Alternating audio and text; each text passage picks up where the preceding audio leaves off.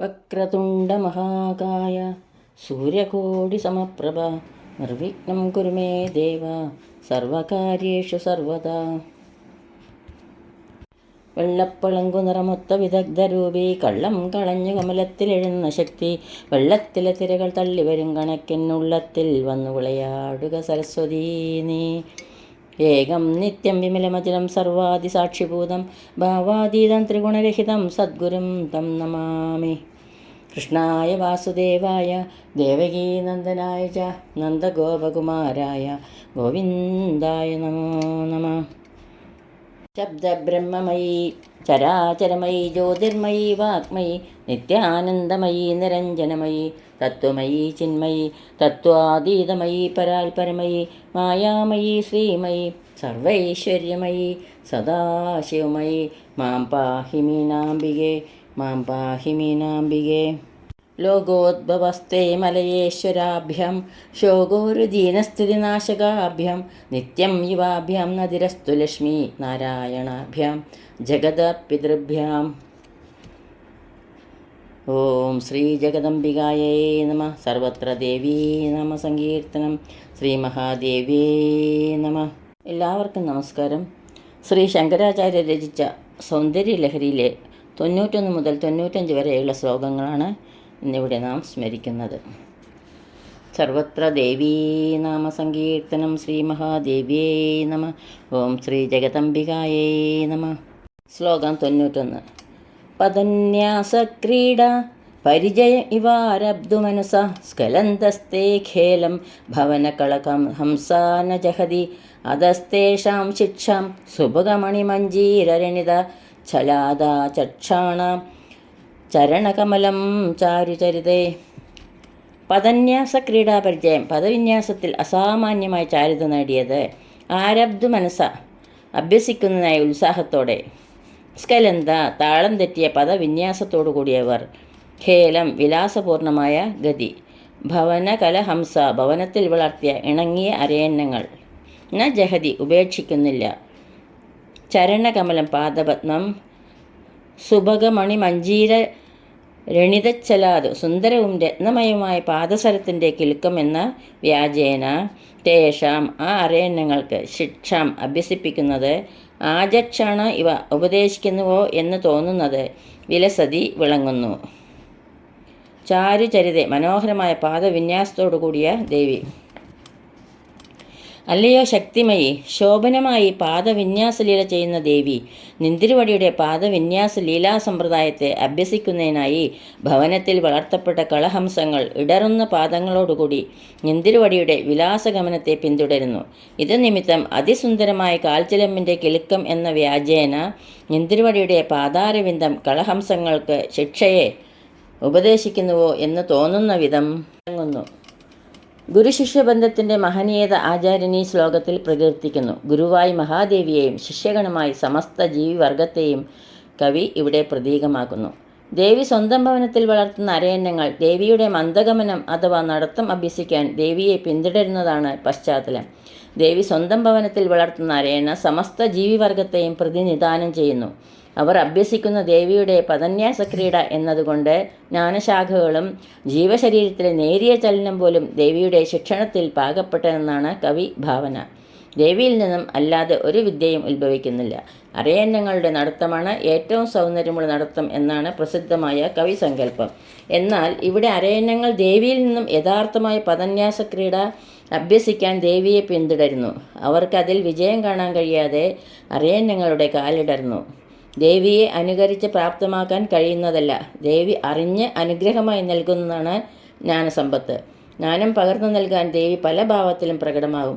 കല്ലായും കരിയിലയായും വാണിയായും വാണീദേവിയായും ഗ്രന്ഥമായും ദേവി പ്രവർത്തിക്കും. ഇവിടെ ദേവിയുടെ രത്നങ്ങളോടുകൂടിയ പാദസരങ്ങളുടെ ശബ്ദം അരയന്നങ്ങൾക്ക് ചലനാഭ്യാസം ഉപദേശിക്കുന്നുവെന്ന് കവി ഭാവന. ശ്ലോകം 92.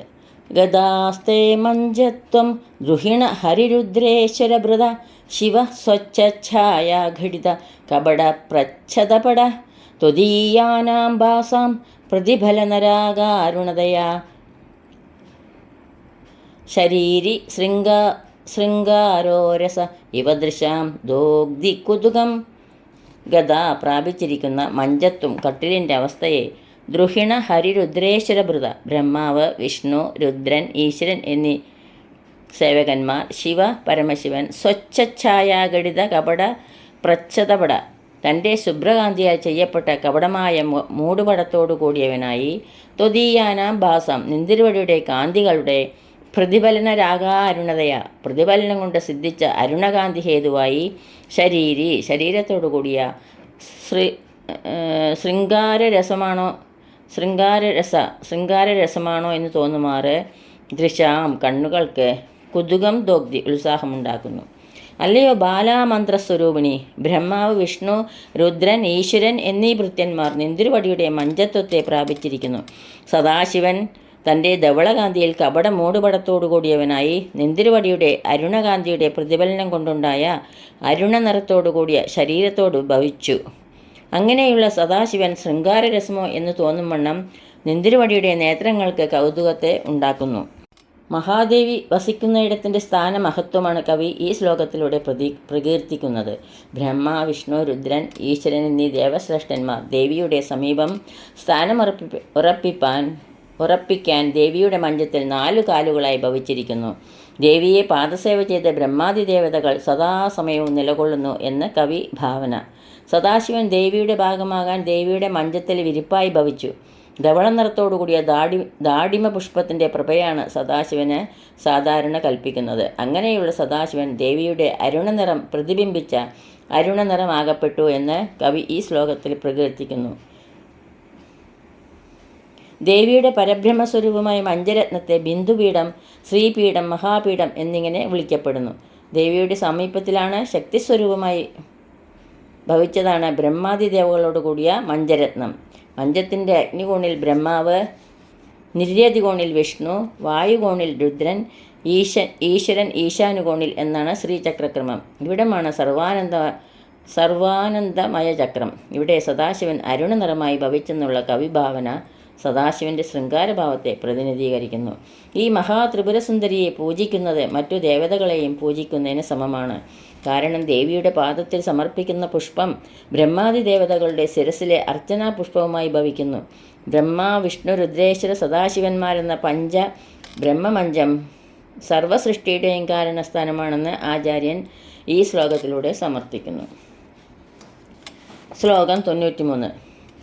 അരാളാകേശേഷു പ്രകൃതി സരളാ മന്ദഹസിതേ ഗിരീശാഭാചിത്തെ ദൃഷദ് ഉബല ശോഭാകുജതടേ വൃഷം തന്നീ മധ്യേ പൃഥുർ ഉരസിജാരോഹ വിഷയേ ജഗത്രാതും ശംഭോർജയതി കരുണാകാജിതരുണ.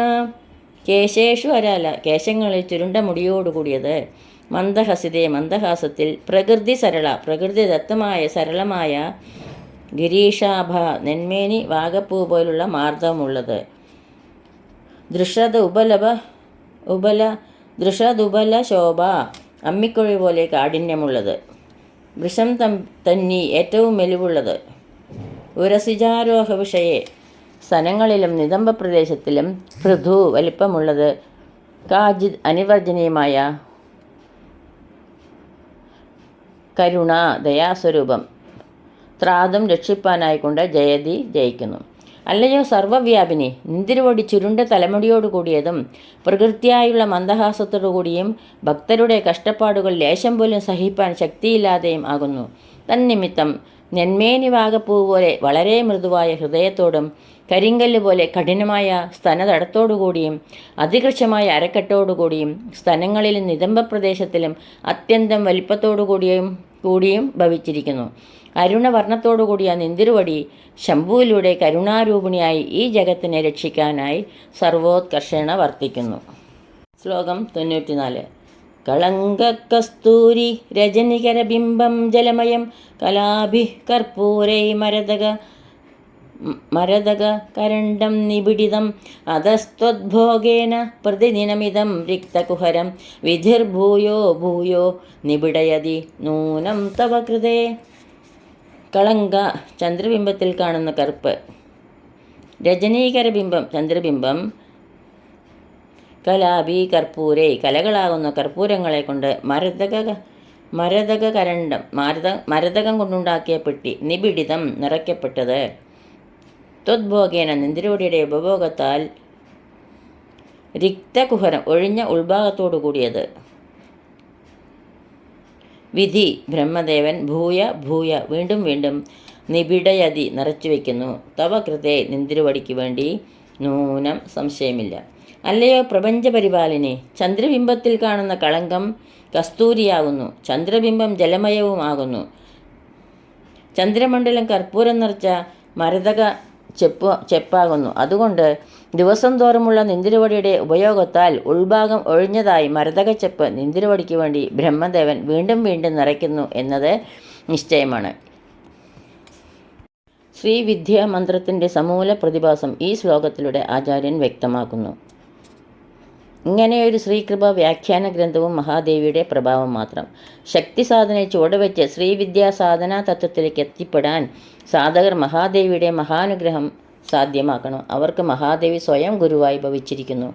ഗുരുവിൽ പരയെ അനുഭവത്തിലൂടെ അറിയുവോളം ശിഷ്യൻ പ്രവർത്തിക്കണം. ശ്രീവിദ്യാമന്ത്രത്തെ താരതമ്യപ്പെടുത്തിയാൽ ചന്ദ്രൻ്റെ 15 കലകളും 15 നിത്യദേവതകളാകുന്നു. ചന്ദ്രൻ്റെ 16ാമത്തെ കല മഹാനിത്യായ ശ്രീ മഹാത്രിപുരസുന്ദരിയാകുന്നു. ചന്ദ്രൻ്റെ കാന്തിക്ക് കാരണം സൂര്യകിരണങ്ങളുടെ പ്രതിഫലനമാകുന്നു. സൂര്യനില്ലെങ്കിൽ 16 നിത്യകലകളുമില്ല. അപ്പോൾ ചന്ദ്രൻ്റെ 16ാമത്തെ കല ശ്രീ ത്രിപുരസുന്ദരി എന്ന മഹാനിത്യതയാണെങ്കിൽ ചന്ദ്രനെ അങ്ങനെ പ്രതിഫലിപ്പിച്ച സൂര്യൻ നിരാകാരമായ പരാശക്തിയാകുന്നു. പരാശക്തിയുടെ അസ്തിത്വത്തിൽ ശ്രീ ത്രിപുരസുന്ദരി നിലനിൽക്കുന്നു. ശ്ലോകം 95. പുരാരാധേരന്ത പുരമസി തതസ്ത്വച്ചരണയോ സബര്യാമര്യാദ തരളകരണാനാമസുലഭ തഥാ ഹേദേ നീത ശതമഖമുഖാ സിദ്ധിമധുലാം തവ ദ്വാരോപാന്തസ്ഥിതിഭിരണിമാധ്യാമിരമര. പുരാരാന്തെ, പരമശിവൻ്റെ അസി ഭവിക്കുന്നു. ചരണയ, നിന്തിരുവടിയുടെ പാദങ്ങളുടെ സബര്യാമര്യാദ പൂജാസമ്പ്രദായം. തരളകരണാനാം, ചഞ്ചലചിത്തന്മാർക്ക് തഥാഹി അപ്രകാരമാണല്ലോ. ഏതേ ശതമഖമുഖ, ഈ ദേവേന്ദ്രൻ മുതലായവർ ദ്വാരോപാന്തസ്ഥിതിഭി, ഭവനത്തിൻ്റെ ദ്വാരസമീപത്തിൽ സ്ഥിതി ചെയ്യുന്ന അമര ദേവന്മാർ, അണിമാധ്യാഭി, അണിമ തുടങ്ങിയ സിദ്ധികളോട് കൂടിയത്, സിദ്ധിമധുലാം, തുല്യമല്ലാത്ത സിദ്ധിയെ നീത പ്രാപിച്ചു. അല്ലയോ ആരോഗ്യപ്രദായിനി, നിന്തിരുവടി പരമശിവൻ്റെ പട്ടമഹിഷിയാവുന്നു. അതുകൊണ്ടുതന്നെ നിന്തിരുവടിയുടെ ചരണങ്ങളുടെ പൂജാസമ്പ്രദായം ചഞ്ചലചിത്തർക്ക് സുലഭമായി അറിയാൻ കഴിയുന്നില്ല എന്നത് പ്രസിദ്ധമാണ്. അതിനാൽ തന്നെ ഈ ദേവേന്ദ്രൻ മുതലായ ദേവന്മാർ നിന്തിരുവടിയുടെ ഭവനദ്വാര സമീപത്തിൽ അണിമാതി സിദ്ധികളോടുകൂടി തുല്യമില്ലാതെ സിദ്ധിയെ പ്രാപിച്ചു. മഹാദേവി നേരിട്ട് പൂജ ചെയ്യാൻ കഴിയുന്നതിൻ്റെ സുഹൃതം ആചാര്യൻ ഈ ശ്ലോകത്തിൽ പ്രകടിപ്പിക്കുന്നു. പരമശിവൻ്റെ അന്തഃപുരമായി കവി ദേവിയെ ഉപമിക്കുന്നു. അന്തഃപുരവാസിയല്ല, അന്തഃപുരം തന്നെയായി ദേവി ഭവിച്ചതിലൂടെ പരമശിവനും ദേവിയും ഒരു സ്ഥാനത്ത് തന്നെ സ്ഥിരപ്പെട്ടിരിക്കുന്നു. അന്തഃപുരവാസി ആയിരുന്നെങ്കിൽ ദേവി സാധകർക്കായി പുറത്തു വരുമായിരുന്നു. അന്തഃപുരവാസി സ്ഥിരപ്പെട്ടതിനാൽ സാധകർ ദേവിയെ തേടിപ്പോയെങ്കിൽ മാത്രമേ ദേവിയെ പൂജ ചെയ്യാൻ കഴിയുകയുള്ളൂ. നവാവരണ പൂജയുടെ പൂജാസങ്കേതമാണ് കവി ഇവിടെ വർണ്ണിക്കുന്നത്. വളരെ ജാഗ്രതയോടെ പകർന്നു നൽകുന്ന പൂജാവിധാനമാണ് ശ്രീചക്രപൂജ എന്ന നവാവരണ പൂജ. ഇതിൽ ശ്രീചക്രത്തിലെ 9 ആവരണങ്ങളിലെയും ദേവതാനിത്യകളെയും പൂജിച്ചു വേണം ഓരോ ആവരണവും മറികടന്ന് ബിന്ദുസ്ഥാനമായ പരമശിവൻ്റെ അന്തഃപുരത്തിലെത്താൻ. ബിന്ദുവിലെത്തപ്പെട്ടതിന് ശേഷമേ ദേവിയെ പൂജിക്കാൻ നിർവാഹമുള്ളൂ. ജീവിതനിഷ്ഠയും ദേവിയിലുള്ള അചഞ്ചല ഭക്തിയും വിശ്വാസവും സാധ്യമാക്കിയവരെ ദേവി തന്നെ തൻ്റെ ബിന്ദുവായ അന്തഃപുരത്തിലെത്തിക്കും. അതുകൊണ്ട് തന്നെ വളരെ സാധനാനിഷ്ഠയുള്ളവർ മാത്രമേ ലക്ഷ്യത്തിലെത്തുന്നുള്ളൂ. വളരെ ദുർലഭമായി മാത്രമേ സാധകർക്ക് ശ്രീചക്രപൂജാ വിധാനം സ്വായത്തമാക്കാൻ കഴിയുകയുള്ളൂ. മഹാദേവിയുടെ ശ്രീചക്രപൂജ ചഞ്ചലചിത്തർക്ക് അപ്രാപ്യമാണെന്ന് കവി സ്പഷ്ടപ്പെടുത്തുന്നു. ഇന്ദ്രാദി ദേവതകൾ പോലും ശ്രീചക്രത്തിൻ്റെ ബാഹ്യാഭരണങ്ങളിലെ ദേവതാനിത്യകളെ പൂജിച്ച് തൃപ്തി അടയുന്നു. ഇന്ദ്രാദി ദേവതകൾ ഈ വിധം ബാഹ്യാഭരണങ്ങളെ പൂജിച്ചിട്ട് പോലും നിത്യദേവതകൾ അവരുടെ സിദ്ധിവിശേഷങ്ങൾ പൂർണ്ണമായി നൽകുന്നില്ല എന്ന് കവി മനസ്സിലാക്കുന്നു. യഥാർത്ഥത്തിൽ സിദ്ധിദേവതകൾ സിദ്ധിഗുണം നൽകാത്തതല്ല, ഇന്ദ്രാദി ദേവതകൾ അതിൽ ഭ്രമിക്കാത്തതിനാൽ സിദ്ധി അവരിൽ പ്രകടമാകുന്നില്ല. സിദ്ധിവിശേഷങ്ങളെ തിരസ്കരിക്കുന്നവരാണ് ബിന്ദുവിൽ പൂജ ചെയ്യാൻ പ്രാപ്തരായി മാറുന്നത്. ശ്രീവിദ്യാസാധകർക്കായി ശ്രീചക്ര പൂജാരഹസ്യമാണ് ആചാര്യൻ ഈ ശ്ലോകത്തിൽ വെളിപ്പെടുത്തിയത്. ഇതോടുകൂടി 95-ാം ശ്ലോകം ഇവിടെ പൂർണ്ണമാവുന്നു. സർവത്ര ദേവീ നാമസങ്കീർത്തനം. ശ്രീ മഹാദേവ്യൈ നമ. ഓം ശ്രീ ജഗദംബികായൈ നമ. ഈ ശ്ലോകങ്ങളാകുന്ന അക്ഷരപ്പുകൾ ശ്രീ ജഗദംബികയുടെ പാതാരവിന്ദങ്ങളിൽ ഭക്തി ആദരപൂർവ്വം സമർപ്പിക്കുന്നു. യദക്ഷരപദഭ്രഷ്ടം മാത്രാഹീനം ത്വയേദ്ഭവേത് തത്സർവം ക്ഷമ്യതാം ദേവി നാരായണി നമോസ്തുതേ. കായേന വാചാ മനസേന്ദ്രിയൈർവാ ബുദ്ധ്യാത്മനാ വാ പ്രകൃതേ സ്വഭാവാത് കരോമി യത്യത് സകലം പരസ്മൈ നാരായണായേതി സമർപ്പയാമി. സർവം നാരായണായേതി സമർപ്പയാമി. സ്വസ്തി പ്രജാഭ്യ പരിപാലയന്താം ന്യായേണ മാർഗേണ മഹീം മഹീശ. ഗോബ്രാഹ്മണേഭ്യ ശുഭമസ്തു നിത്യം. ലോകാ സമസ്താ സുഖിനോ ഭവന്തു. ലോകാ സമസ്താ സുഖിനോ ഭവന്തു. എല്ലാവർക്കും ശാന്തിയും സമാധാനവും ആ ദേവിയുടെ ജഗദംബികയുടെ കൃപാകടാക്ഷവും എപ്പോഴും ഉണ്ടാകട്ടെ എന്ന് പ്രാർത്ഥിക്കുന്നു. സർവത്ര ദേവീ നാമസങ്കീർത്തനം. ശ്രീ മഹാദേവ്യൈ നമ. ഓം ശ്രീ ജഗദംബികായൈ നമ.